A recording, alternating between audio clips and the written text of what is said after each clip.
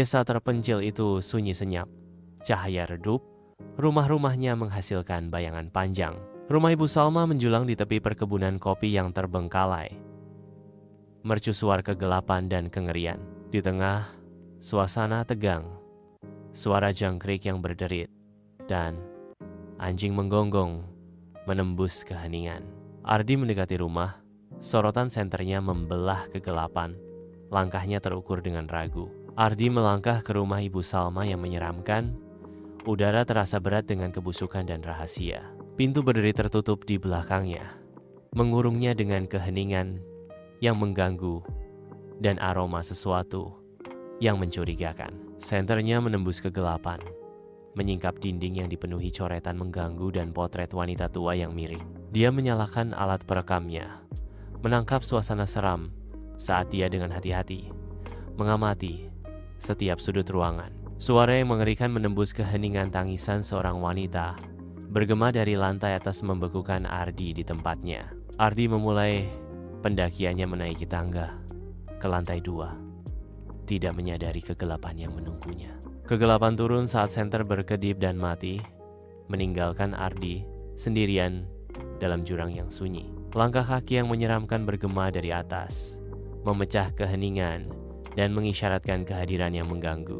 Sesosok hantu muncul dalam cahaya redup. Seorang gadis kecil dengan rambut panjang menutupi wajahnya, memegangi boneka yang robek. Suaranya lembut dan penuh kerinduan, membelah kegelapan. "Om, tolong temani aku. Mama pergi terlalu lama." Ardi berbaring di tempat tidur, mata tertutup, mencari penghiburan tidur. Sensasi dingin menyentaknya bangun, perasaan tertekan karena sedang diawasi. Di kaki tempat tidur, seorang gadis kecil berhantu muncul. Gaun putih lusuh dan rambut acaknya menutupi wajah kecantikan yang dingin. Ardi lumpuh karena ketakutan, tubuhnya membeku. Suaranya terperangkap di tenggorokannya saat melihatnya. Ardi berjalan-jalan melalui desa. Debu berputar di sekelilingnya dengan setiap langkah. Matanya tertuju pada Aluna, sosok penyendiri yang berdiri di halaman rumah yang terpencil. Ardi mendekat. Sebuah pertanyaan terbentuk di bibirnya, tetapi Aluna tetap diam. Tatapannya tak tergoyahkan. Dalam sekejap, Aluna menghilang ke udara tipis. Suara seorang anak bergema menyampaikan sebuah pengungkapan yang mengerikan. "Jangan ganggu dia. Dia adalah anak yang tersesat." Ardi menyelinap masuk ke rumah kosong, terselubung dalam kegelapan dan tebal dengan debu. Di tengah kesuraman, Ardi menemukan peninggalan masa lalu yang terlupakan.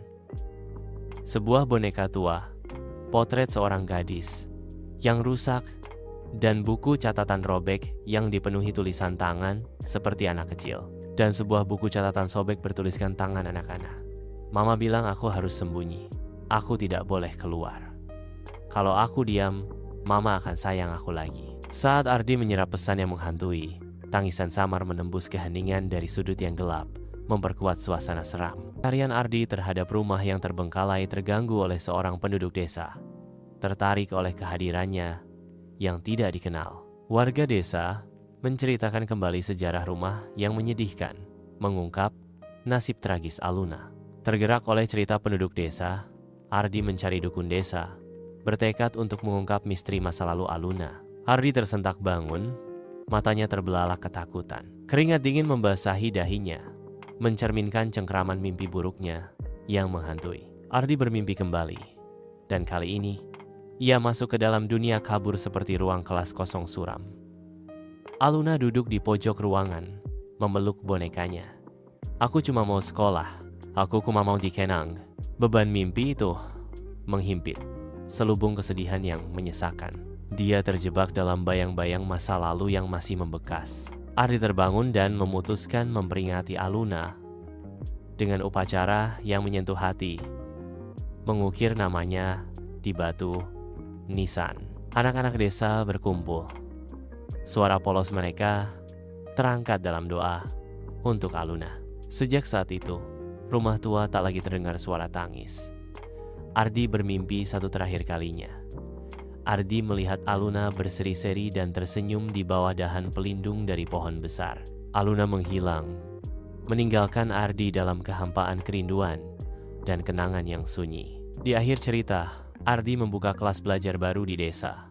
Di sudut ruangan, ada boneka tua di rak. Kamera perlahan zoom in, dan seolah-olah boneka itu tersenyum. Tamat.